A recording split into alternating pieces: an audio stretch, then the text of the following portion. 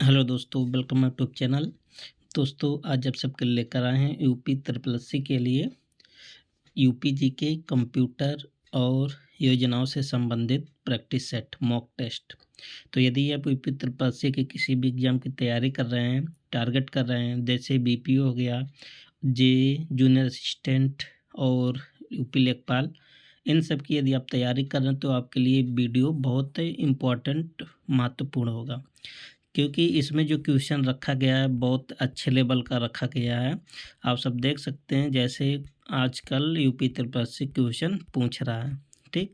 तो hands notes बनाया गया है क्वेश्चन जो मतलब जैसे प्रीवियस ईयर में जो क्वेश्चन अच्छे लेवल के पूछे गए हैं, जैसे आईएएस में हो गया, पीसीएस में हो गया, जो अच्छे-अच्छे लेवल जहाँ से भी पूछे गए वहीं से क्वेश्चन उठा के बना दिया गया है।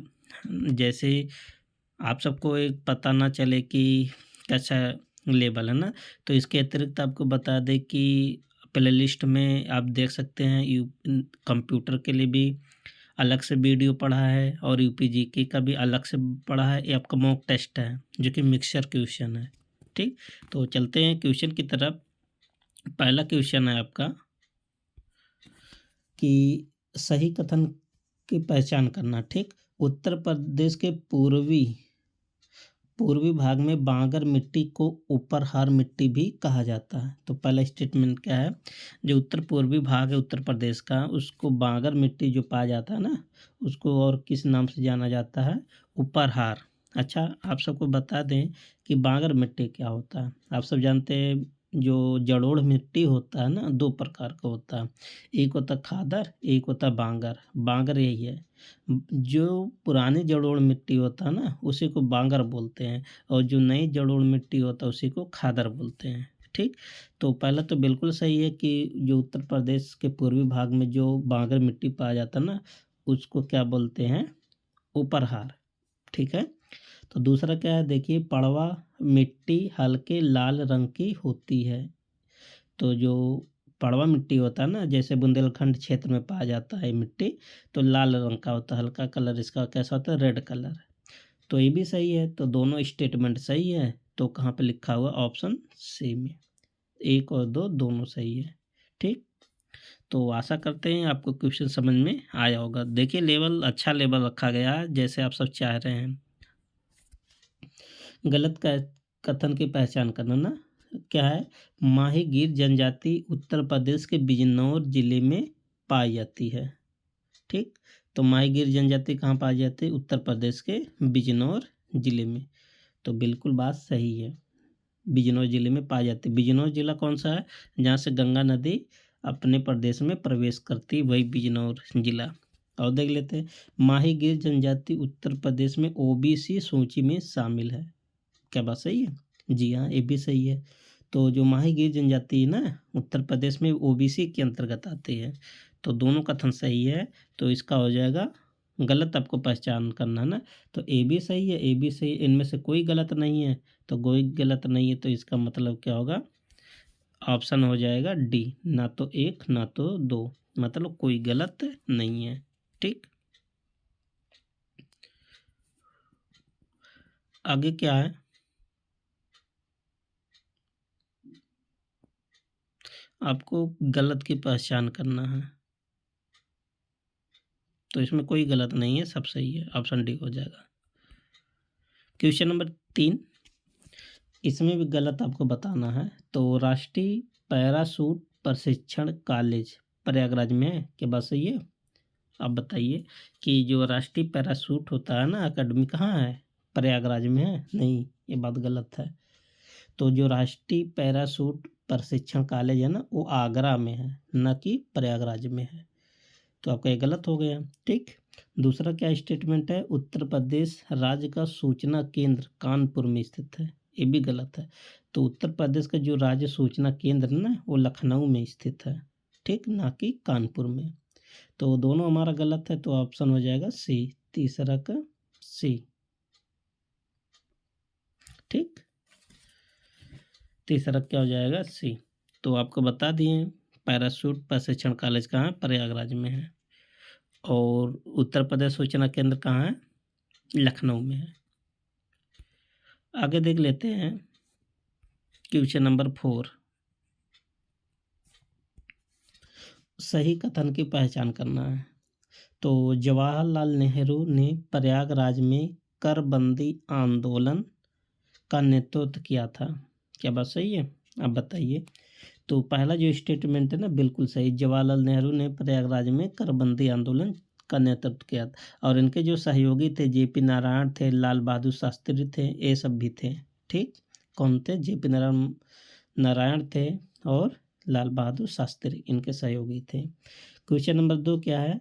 9 अगस्त 1925 को काकोरी घटना गोरखपुर से संबंधित है। तो देखिए, बहुत अच्छा क्वेश्चन है। जो काकोरी घटना है ना, 9 अगस्त 1925 को हुआ था, बिल्कुल बात सही है, लेकिन गोरखपुर में नहीं हुआ था। कहाँ हुआ था? लखनऊ में हुआ था। लखनऊ के पास काकोरी स्थान है ना, तो वहाँ हुआ था। इसमें काकोरी घटना आप जानते, जैसे जो राम प्रसाद बिस्मिल थे, चंद्रशेखर आज़ाद थे और अशफाकुल्ला खान थे, ये सब जो थे ना, जो ट्रेन को लूटे थे, वही घटना काकोरी। तो दूसरा तो गलत हो जाएगा। लखनऊ में चौरी चौरा हुआ था। ठीक, और क्या है? ऑप्शन 3, 24 जनवरी 2018 को प्रथम उत्तर प्रदेश दिवस मनाया गया था। ये भी बात सही है। तो दूसरा गलत है, बाकी पहला और तीसरा सही है। तो कौन सा ऑप्शन है? पहला और तीसरा। तो ऑप्शन किस पे जाएगा? डी पर जाएगा। ठीक, अगला क्या है? Question number 5। देखिए, अच्छा क्वेश्चन है। सत्य कथन की पहचान करना है। किसके बारे में? इन्वेस्ट यूपी के संदर्भ में। तो इन्वेस्ट यूपी के बहुत इंपॉर्टेंट है, क्योंकि इसमें बदलाव किया गया, इसलिए ये स्कीम गवर्नमेंट की बहुत इंपॉर्टेंट है। 9 जनवरी 2020 को उत्तर प्रदेश मंत्रिमंडल ने इन्वेस्ट यूपी नाम से उत्तर प्रदेश निवेश प्रोत्साहन एवं सुविधा एजेंसी का गठन के प्रस्ताव को स्वीकृत किया। बिल्कुल सही है। तो कब इन्वेस्ट उत्तर प्रदेश नाम से उत्तर प्रदेश निवेश को प्रोत्साहन के लिए गठित किया था? 9 जून 2020 को। इन्वेस्ट यूपी की स्थापना पूर्ववर्ती उद्योग बंधु को अपग्रेड व सुदृढ़ करके बनाया गया है। बिल्कुल सही है। इन्वेस्ट यूपी किसका नया वर्जन है? उद्योग बंधु का। ठीक, और आपको बता दें, जो उद्योग बंधु है ना, उद्योग बंधु की स्थापना कब हुआ था? 1 जनवरी 1999 उद्योग बंधु का स्थापना हुआ था। और क्या तीसरा? इसके अंतर्गत गवर्निंग बोर्ड एवं संचालन समिति का गठन किया जाएगा। ये भी बात सही है। अच्छा, इसमें जो गवर्निंग बोर्ड बनेगा ना, इसके अध्यक्ष कौन होंगे? स्वयं मुख्यमंत्री अध्यक्ष होंगे गवर्निंग बोर्ड के। इसलिए ये स्कीम बहुत इम्पोर्टेंट है। तो तीनों यहाँ पर सही है। पहला भी कथन सही है, दूसरा भी कथन सही है और तीसरा भी सही है। तो देख लेते हैं कौन सा है। ऑप्शन सी पर दिया था। नहीं, आपको गलत पहचान करना ना, तो इसमें कोई गलत नहीं है। तो 5 का कौन सा हो जाएगा? इसमें क्या बताना था? सत्य कथन की पहचान करना। तो सत्य यहाँ पर सब है, तो हो जाएगा ऑप्शन डी। ठीक, ऑप्शन डी सब सत्य है। 1 2 3। अब देखिए, बहुत ही इम्पोर्टेंट टॉपिक है। उत्तर प्रदेश की जनसंख्या नीति 2021 से 2030 तक जो आया है, उसके बारे में गलत आपको बताना है। ठीक, बहुत इम्पोर्टेंट है जनसंख्या नीति। 11 जुलाई 2021 को योगी जी ने इसका अनावरण किया था। बिल्कुल से 11 जुलाई क्या मनाया जाता है? विश्व जनसंख्या दिवस। विश्व जनसंख्या दिवस के अवसर पर योगी जी ने इसका अनावरण किया था। तो दूसरा क्या? इस नीति के तहत संस्थागत प्रसव की दर जो वर्ष 2026 तक 80% और 2030 तक 90% पर लाने का लक्ष्य रखा गया है। इस नीति में क्या रखा गया कि जो संस्थागत मतलब जैसे कोई अस्पताल हो गया ना अस्पतालों में जो प्रसव होता है, उसको प्रोत्साहन किया गया है कि 2026 तक टारगेट किया गया है कि 80% तक 2026 तक हम अस्पतालों में प्रसव कराएंगे। ठीक, और 2030 तक इसी लक्ष्य को कहा गया कि हम अस्पतालों में 90% क्या करवाएंगे? प्रसव करवाएंगे। तो बिल्कुल सही है, टारगेट ये सही है। तीसरा देख लेते हैं, सी वाला क्या है?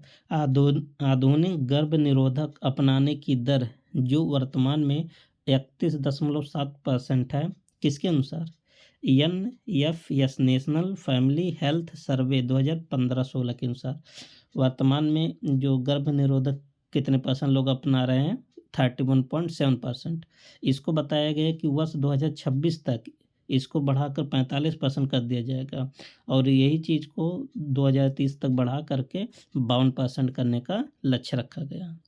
तो इसमें जो टारगेट रखा गया ना गर्भ निरोधक अपनाने पर, जो 31.7 है, 2026 तक 45 किया जाएगा और इसी को 2030 तक 52% किया जाएगा। मतलब 2030 तक आधे से ज़्यादा लोग क्या अपनाएंगे, गर्भ निरोधक अपनाएंगे, है ना, जिससे जनसंख्या नियंत्रण में रहेगा।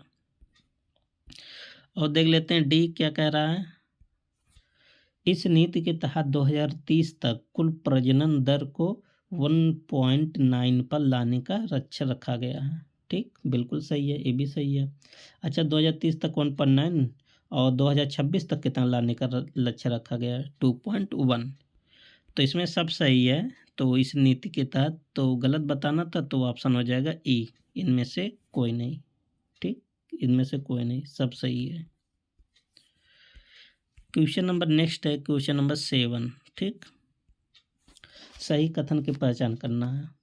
उत्तर प्रदेश में कांच की भूल भुलैया जनेश्वर मिश्र पार्क जो कि लखनऊ में है, में बनाई जा रही है। बिल्कुल सही है। उत्तर प्रदेश में कांच की भूल भुलैया कहाँ बन रहा है, जनेश्वर पार्क, जो एशिया का सबसे बड़ा पार्क है ना, वहाँ बन रहा है। तो ऑप्शन तो पहला सही स्टेटमेंट। उत्तर प्रदेश में कुकरेल वन लखनऊ के समीप स्थित है, ये भी बहुत अभी चर्चा में था ना। तो उत्तर प्रदेश में जो कुकरेल वन है लखनऊ के पास या लखनऊ में स्थित है। उत्तर प्रदेश में कुल 4 नेशनल पार्क है। देखिए 4 नेशनल पार्क नहीं है, एक ही नेशनल पार्क है, वो भी कौन सा, दुधवा नेशनल पार्क, जो कि लखीमपुर खीरी में है ना। तो तीसरा तो ऑप्शन गलत है, तो हो जाएगा स्टेटमेंट 1, 2 सही है। तो कहाँ 1, 2, केवल 1 नहीं, केवल 2 नहीं, 1, 3 नहीं, 1, 2। तो ये ऑप्शन डी हो जाएगा सही। ठीक, 7 का ऑप्शन डी। अगला क्वेश्चन क्या है, क्वेश्चन नंबर 8 है, सही कथन की पहचान करना। ठीक, डीप, अब देखिए यहाँ कंप्यूटर शुरू हो गया, बहुत अच्छा लेवल रखा गया। डीप लर्निंग मशीन लर्निंग की एक शाखा है। बिल्कुल बात सही है, जो पूरी तरह से आर्टिफिशियल न्यूरल नेटवर्क पर आधारित है। बिल्कुल सही है, स्टेटमेंट पहला क्या एकदम 100% सही है। DTS का पूरा नाम डेस्कटॉप सिस्टम है, ये भी सही है। तो DTS का पूरा नाम क्या है, डेस्कटॉप सिस्टम। कंप्यूटर साक्षरता दिवस 2 दिसंबर को मनाया जाता है। ये देखिए गलत है, जो साक्षरता दिवस होता है कंप्यूटर का ना, 2 दिसंबर को मनाया जाता है, ना कि 2 नवंबर को। तो यहाँ नवंबर लिखा है इसलिए गलत है। तो तीसरा तो गलत है, आपको सही बताना, पहला दूसरा सही है। तो कहाँ पर लिखा है, ऑप्शन बी पर। अगला क्या है, क्वेश्चन नंबर 8 हो गया। क्वेश्चन नंबर 9, सही गलत विकल्प का चयन करना है। देखिए पटना पश्चिम बिहार कहाँ पर, एटा में है, बिल्कुल सही है ना। और बखीरा पश्चिम बिहार कहाँ है, संत कबीर नगर में, ये भी सही है। सूर सरोवर पश्चिम बिहार कहाँ, आगरा इटावा में फैला है, ये भी सही है।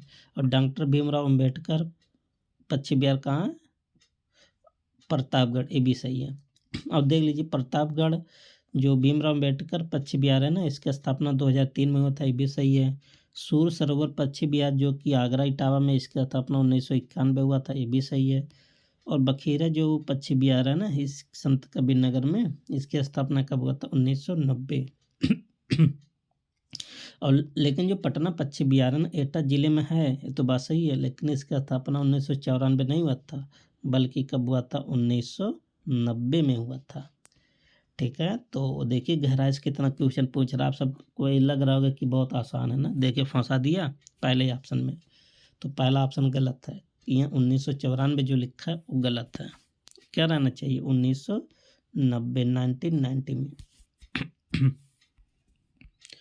क्वेश्चन नंबर 10 क्या कह रहा है, गलत कथन की पहचान करना है। ठीक, तो गलत कथन की पहचान करना है।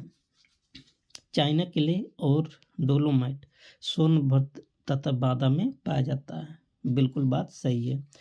तो सोनभद्र में क्या क्या पाया जाता है, चाइना किले और डोलोमाइट। उत्तर प्रदेश में बांदा एवं बनारस जिलों में मैग्नेसाइट की प्राप्त होती है, ये भी सही है। तो दोनों सही है, तो गलत बताना है, तो गलत इसमें तो कोई नहीं है, ठीक। ऑप्शन हो जाएगा ई, ठीक। क्वेश्चन नंबर 11 क्या है, सही सुलोमित करना है। तो जोश का संबंध कहाँ से है, मलिहाबादी से है, ये भी बात सही है। रघुपत सहाय का संबंध कहाँ से है, गोरखपुर से, ये भी बात सही है।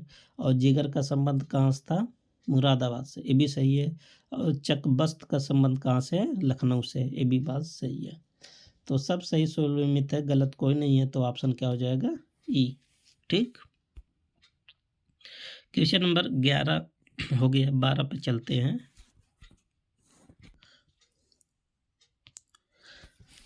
आगे क्या है, नेक्स्ट क्वेश्चन, क्वेश्चन नंबर 13 क्या कह रहा है, मुख्यमंत्री समग्र ग्राम विकास योजना के बारे में असत्य कथन की पहचान कीजिए।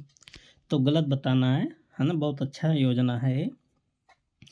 कब शुरू हुआ था, 24 जनवरी 2018 को। और आपको बता दें इसी दिन इसी सन 24 जनवरी 2018 को आपको पिछले वीडियो में बताए थे टेस्ट में, ओडीओपी योजना शुरू किया गया था, 1 डिस्ट्रिक्ट 1 प्रोजेक्ट, ठीक। तो इसी दिन 24 जनवरी 2018 को ही मुख्यमंत्री योगी जी ने शिल्प ग्राम कानपुर से इसका शुभारंभ किया था। तो देखिए बहुत अच्छा यहाँ पर फंसा दिया। तो 24 जनवरी 2018 को मुख्यमंत्री जी ने इसका अनावरण शिल्पग्राम से तो किया था, लेकिन जो शिल्पग्राम है ना, लखनऊ में है, ना कि कानपुर में है, ठीक। तो पहला ही ऑप्शन क्या हो जाएगा, गलत हो जाएगा। तो आपको गलत बताना था, पहला ऑप्शन आपका गलत है। अब देख लेते हैं, इस योजना के तहत वनटांगिया, मुसहर, थारू आदि बाहुल्य वाले ग्रामों की, मतलब ये सब जो जनजाति हैं, बाहुल्य वाले ग्रामों की क्या किया जाएगा, अस्थायी और समेकित विकास किया जाएगा। मतलब वनटांगिया, मुसहर, थारू, इन सब जनजाति को टारगेट किया गया है, ठीक। सी क्या कह रहा है, इस योजना का क्रियान्वयन ग्राम विकास विभाग द्वारा किया जाएगा। जो इसमें एजेंसी बना, नोडल एजेंसी ना, ग्राम विकास विभाग, तो ये भी बात सही है। इस योजना के तहत शहीद हुए सैनिकों के ग्रामों को शहीद ग्राम घोषित किया जाएगा, ठीक। एवं उनके ग्रामों को पक्की सड़कों से जोड़ा जाएगा, जिसका नाम गौरव पथ रखा जाएगा। ये भी बात क्या है, सही है।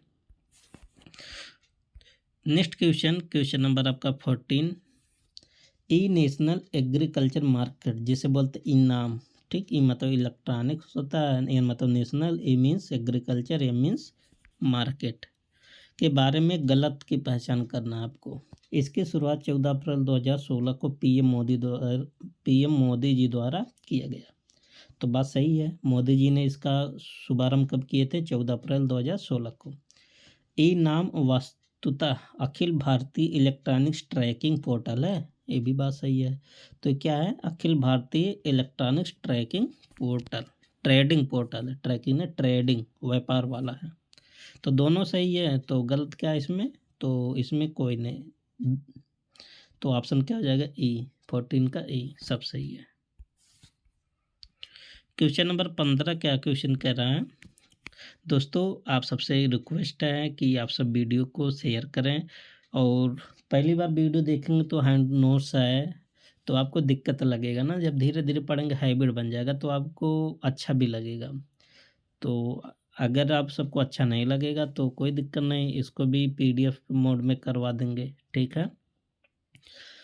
तो कोई दिक्कत नहीं, आप सब मेहनत से पढ़िए बस, और वीडियो को शेयर, चैनल को सब्सक्राइब जरूर करें।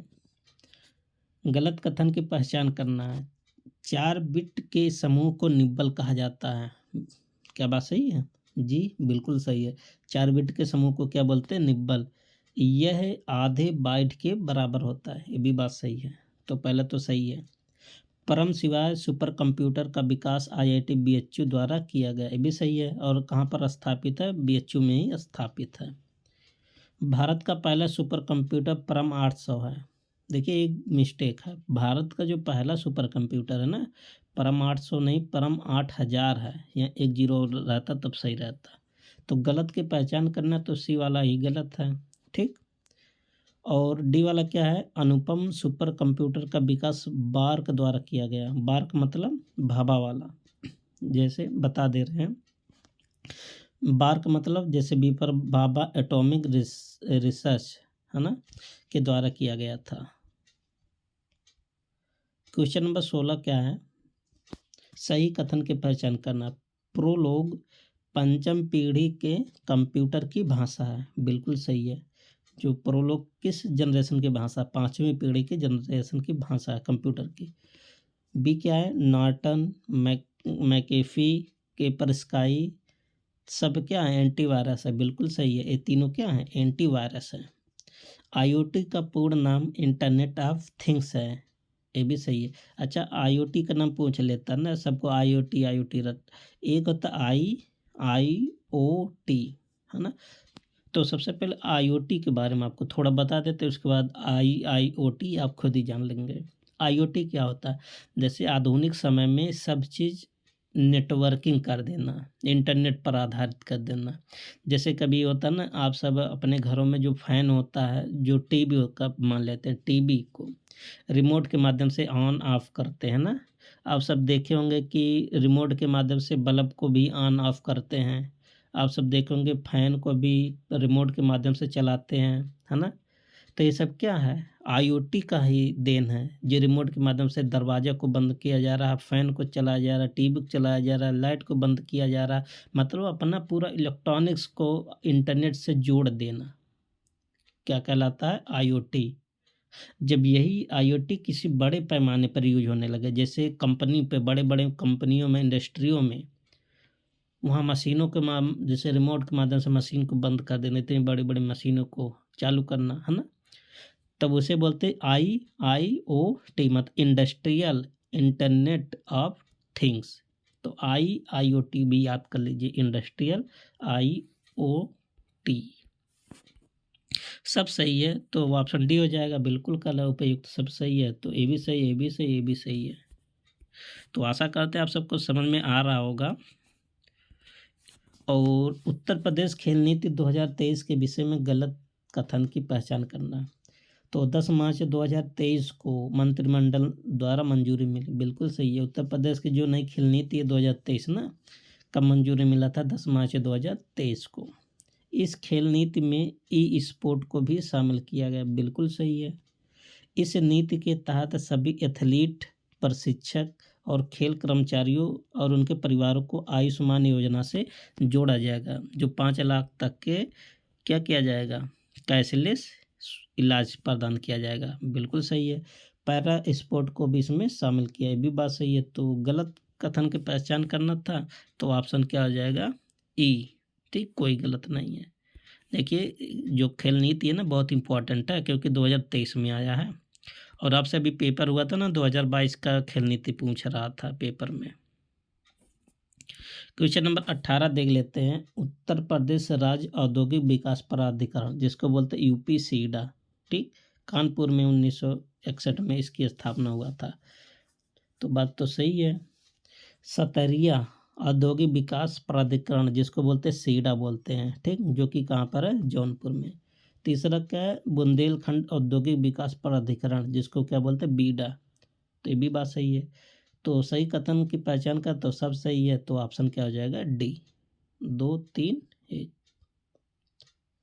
क्वेश्चन नंबर 19 क्या है, V Giri national labour institute कहाँ, नोएडा में, बिल्कुल बात सही है, नोएडा में है। केंद्रीय बकरी अनुसंधान संस्थान का मथुरा है, मथुरा में है, मखदूम नगर में है ना। तो ये भी बात सही है। गोविंद बल्लभ पंत सामाजिक विज्ञान संस्थान कहाँ है, प्रयागराज में है, ये भी बात सही है। तो डी वाला हो जाएगा ऑप्शन, क्योंकि उपर्युक्त सब सही है। क्वेश्चन नंबर 20, कौन सा कथन किसी से मिलान नहीं कर रहा है, बहुत इंपॉर्टेंट। तो प्रथम पीढ़ी, देखिए क्वेश्चन आप सबको आसान लग रहा होगा ना, लेकिन अभी देखिए कितना अच्छा क्वेश्चन सेट किया गया है। जो प्रथम पीढ़ी की कंप्यूटर है ना, वो मशीनी भाषा पर आधारित था, बिल्कुल सही है। और यूनिवैक ऐसा कंप्यूटर था, पहली जनरेशन का कंप्यूटर था। तो पहला तो ऑप्शन सही है, सॉरी स्टेटमेंट। पी क्या है, दूसरी पीढ़ी के कंप्यूटर में कोबोल भाषा यूज होता था, बिल्कुल सही है। जैसे IBM 1620, ये दूसरी पीढ़ी का क्या कंप्यूटर है? जी हाँ, दूसरी पीढ़ी का कंप्यूटर है, बिल्कुल सही है। सी क्या कह रहा है, चौथी पीढ़ी के कंप्यूटर GUI, क्या चौथी पीढ़ी में GUI यूज होता था, मतलब ग्राफिकल यूजर इंटरफेस क्या यूज होता था? बिल्कुल बात सही है। और माइक्रो कंप्यूटर किस पीढ़ी का कंप्यूटर है? चौथी पीढ़ी का। डी क्या कह रहा है, पांचवी पीढ़ी से क्या AI पांचवी पीढ़ी में यूज हो रहा है? ये मतलब आर्टिफिशियल इंटेलिजेंस, बिल्कुल सही है। आप सब जो AI देख रहे हैं ना, ये पांचवी पीढ़ी में यूज हो रहा है। और C++ जो भाषा आया था ना, पांचवी पीढ़ी से संबंधित था, ठीक। और नोटबुक किस पीढ़ी का है? पांचवी पीढ़ी का। और OS मतलब ऑपरेटिंग सिस्टम के पांचवी पीढ़ी में आया था? बताइए आप सब। जी नहीं, जो ऑपरेटिंग सिस्टम है ना OS, वो तीसरी पीढ़ी का है, तीसरी पीढ़ी में आ गया था OS ऑपरेटिंग सिस्टम।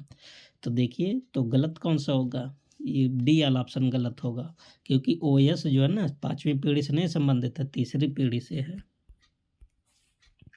और आज का लास्ट क्वेश्चन है जो कि बहुत आसान रखा गया है। लखनऊ योजना किसके विकास से संबंधित है? तो लखनऊ योजना का संबंध किससे है? सड़कों के विकास से। तो बिल्कुल ऑप्शन सही होगा डी। तो दोस्तों, इस तरह से आप देख सकते हैं, थोड़ा पेपर हाई लेवल का बनाने की कोशिश किया गया है टेस्ट में, मॉक टेस्ट में।